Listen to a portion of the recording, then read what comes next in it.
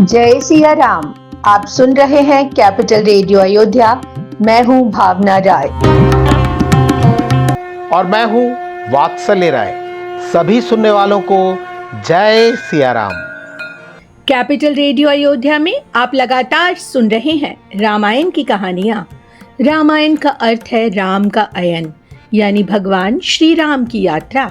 ये वो यात्रा पथ है जिस पर बढ़ते हुए राजकुमार राम मर्यादा पुरुषोत्तम भगवान हो गए। पिछले एपिसोड में हमने आपको सुनाया कि हनुमान जी ने किस तरह सभी बाधाओं को पार करते हुए समुद्र लांघा। अगर आपने वो एपिसोड नहीं सुना है तो हम उसका लिंक डिस्क्रिप्शन बॉक्स में साझा कर रहे हैं। और अब आगे की कथा। नाना तरुफल फूल सुहाए, खग मृग वृंद देखि मन भाए। पवन पुत्र हनुमान जी ने समुद्र पार किया और उनके सामने अनेक वृक्षों और फल फूलों से शोभायमान वन को देखा। पक्षियों और पशुओं के समूह को देखकर वो मन में बहुत ही प्रसन्न हुए। सैल विशाल देखि एक आगे, तापर धाई चढ़ो भय त्यागे। हनुमान जी ने आगे एक विशाल पर्वत देखा और बिना किसी डर के वो दौड़ते हुए उस पर चढ़ गए। उमान कछु कपि के अधिकाई, प्रभु प्रताप जो काल ही खाई।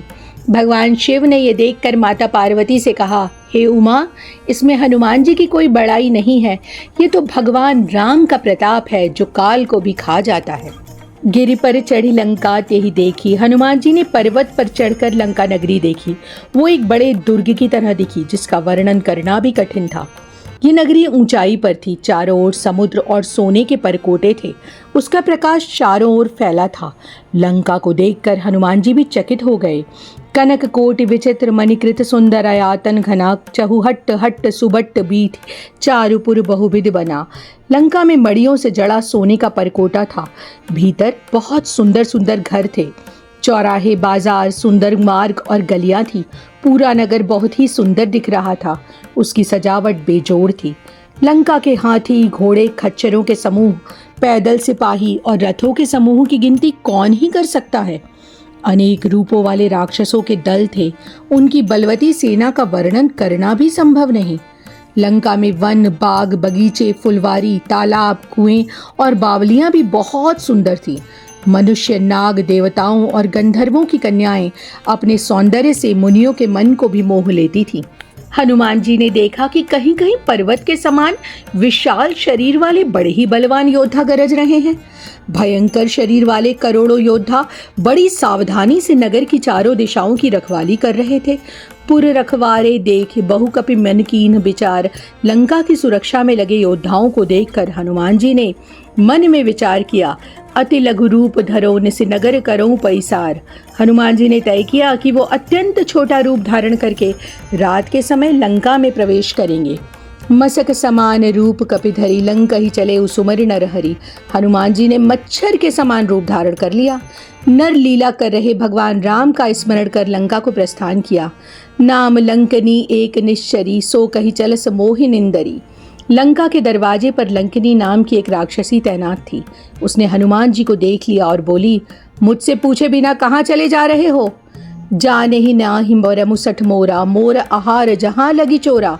वो बोली, हे सठ, तुम मुझे जानते नहीं हो, सारे चोर ही मेरे आहार हैं। मुठिका एक महाकपि हनि, रुधिर बमत धरणी डनमनी। महाकपि हनुमान जी ने उसे एक घूसा मारा। प्रहार इतने जोर का था कि लंकिनी खून की उल्टी करती हुई पृथ्वी पर लुढ़क पड़ी। लंकिनी भयानक राक्षसी थी। उसने अपने होश संभाले और उठी। हाथ जोड़कर उसने हनुमान जी से कहा, जब रावण को ब्रह्मा जी ने वर दिया था तब चलते समय उन्होंने मुझे कहा था, बिकल हो सिते कपि के मारे, तब जाने सुनिश्चर संघारे। लंकिनी, जब तुम किसी बंदर की पिटाई से व्याकुल हो जाओ तब समझ लेना कि इन सब राक्षसों का संहार होने ही वाला है। तात मोर अति पुण्य बहुता, देखऊ नयन राम कर दूता। लंकिनी बोली, हे तात, मेरे बड़े ही पुण्य हैं जो मैंने भगवान राम के दूत यानी आपके दर्शन किए। लंकिनी आगे बोली, प्रभिसि नगर की जे सब काजा, हृदय राखि कौशलपुर राजा।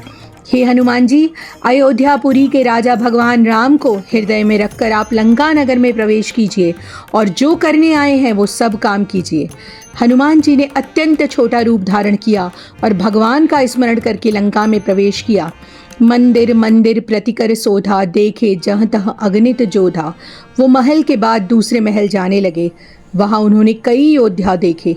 हनुमान जी रावण के महल में भी गए, लेकिन माता सीता वहाँ भी दिखाई नहीं दी। इस एपिसोड में इतना ही। अगले अंक में हम आपको सुनाएंगे आगे की कथा।